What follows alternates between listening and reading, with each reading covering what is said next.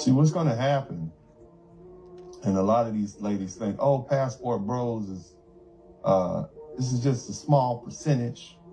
Okay, so those same passport bros, you're right, many of them are going to come back, but they're going to come back with women from other places and other cultures. Yes. And they're not going to run off and live in the mountains. They're going to live right next door to you. So their children and their wife and those children are going to be raised in the culture that predominates that woman's culture. They're not going to go to your black church. They're not going to go to your hair salon.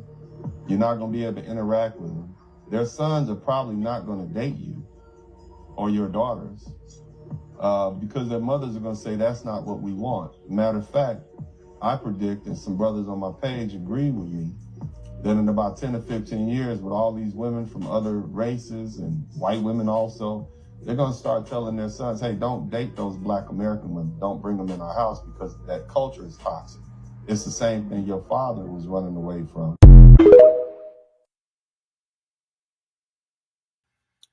Hey, what's up, guys? Back again with another video for the Passport Bros. First and foremost, please hit that like, comment, subscribe button. It helps the channel a lot, and I appreciate it dearly.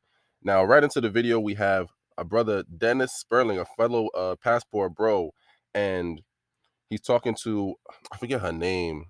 If you guys know her name, please put it in the comment section below. But he's talking to this young lady. He's basically explaining how women in the West think that, oh, the passport bros is just a small percentage of men, and that, you know, they're not really taking into account the true effects of what's going to happen in the future, 5 years from now, 10 years from now, 20 years from now, and how it's going to affect just the overall dating environment.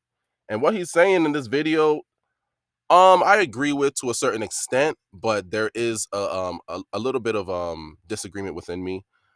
Yes, I do think that there will be some passport bros that will go to these foreign countries, find a wife, and bring her back to the U.S., which I highly don't recommend. Like, I do not recommend any brother to bring foreign women back to the West, because that within itself, it kind of defeats the purpose, and you're putting her in an environment that's not conducive to a healthy relationship. And then she might, you know, find friends with the wrong group of friends, and you know how women are when they get around friends that, you know, say all this different stuff and have a, you know, bad mentality. Before you know it, your woman's going to start having a bad mentality within itself, and then they're going to put the bug in her ear and all that nonsense. And before you know it, you're going to find yourself having another Western woman. I mean, it's just that, oh, she just originated from another country, a foreign country. But anyways, bringing them back to the West, I definitely do think is going to have an impact on the dating environment, and society, especially, you know, the community and whatnot, because, you know, their kids growing up are going to be, you know, interacting with the children of these Western women, and their, you know, baby daddies, children, and, you know, all the, you know, young rascals that they have running around. And those parents of the passport bro and the foreign woman, I mean, they're going to be instructing their children to not interact or to not date those type of kids, because they're going to look at them as the outsiders, the Americanized, westernized type people. So they're going to be telling their kids, don't interact with them, don't talk to them, don't, you know, don't get too serious in a relationship with them, which I do agree with to a certain extent. But we also have to take into account, but I would think, isn't that already happening now?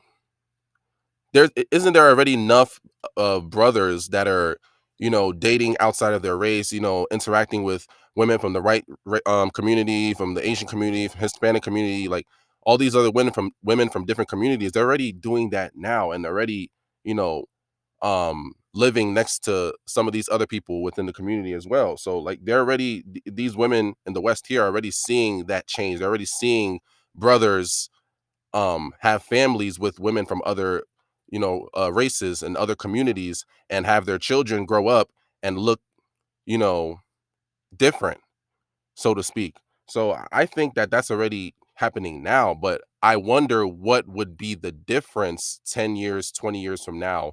Would it be exacerbated? Would that number of, you know, black men who are dating outside of their community, is it going to be exacerbated? So where we're seeing literally mixed couples all over the place and everywhere, and your local grocery store, your local mall, and local gas station, things like that.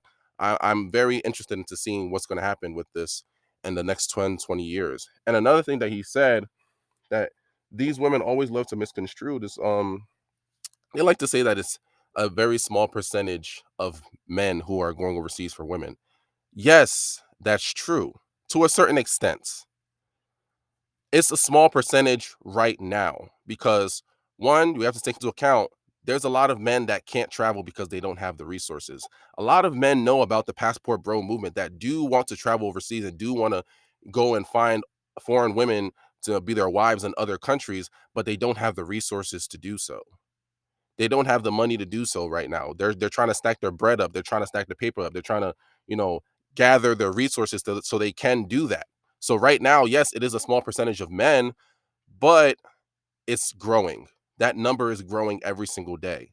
And young men as well are also young men also are becoming aware of the passport bro movement as well. So they're also going to be, expecting or planning on, dating overseas. It's just they don't have the resources to do so. That's why it's such a small percentage. It would be bigger if it was a lot more easier to travel to these countries and to acquire your passport and to, pay for a lot of these things, a lot of these expenses as far as your flight, your hotel, your Ubers, Lyfts, and then other things as well. It's a small percentage of men, but we have to take into account the quality. A lot of these men who are dating overseas, who are going to find women in these foreign countries, they are of high quality, of the higher quality men. These are men that they have their stuff together. These are men that are well educated. These are men that are well mannered. These are men that they're running businesses. They are entrepreneurs in their own respective fields. These are high quality men. These are the so-called quote unquote high value men that these women say they're looking for. So it's not only the fact that, oh, it's a small percentage of men, but this is the best percentage of the men, because these are the typically the higher quality males who have abundance of resources in order to pay for these certain things and in order to have the freedom to travel. So you're not only losing, a percentage of the men, but you're also losing a quality, like the high quality of the men. The higher upper echelon quality of men where they're losing to women overseas. So it's like, then what is the quality that they're leaving behind? The Pookies, the Ray Rays, the Tawans, the Jawans, all of them. So the quality, it's not only the quantity that's going to decrease, but it's also the quality. The quality of men is going to significantly decrease. You're not going to be seeing those, well-mannered, college educated, business, business type minded black men anymore, because they're going to be more so looking overseas. They're going to be catching flights left and right. So you won't be even having a chance of even having interaction with those type of men, or even if they do want to take you seriously, that's just an option, and they're going to understand that they have better options overseas. So this passport bro movement, yeah, it's only just begun, and honestly, like it's sad to say, but it's gonna get worse. It's gonna get worse for on the behalf of these women, though. From their perspective, it's gonna get worse for them. It's gonna get better for us from the passport bros perspective, but it's gonna get worse for them as far as their options and as far as the quality of their options. And these women are the very first ones to tell you, "Oh, I want a man that's 6 foot this, 6 foot that. He's making this amount of money. He can take care of this, provider, all this and that." These are the type of men that are leaving. These are the type of men that are saying, "Oh no, I'm going to get my wife from Brazil. I'm going to Thailand. I'm going to Philippines. I'm going to Puerto Rico." So it's furthermore a question of how you can secure that type of man if most of those type of men are leaving and are not even interested in the women that are here. So with that being said, the passport bro movement is growing, it's catching steam, and it's growing fast.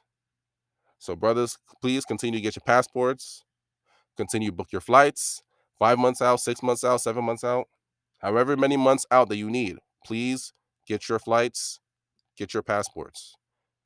Don't walk, run. Don't run, fly. Don't fly, teleport. Get your passport, get your passport.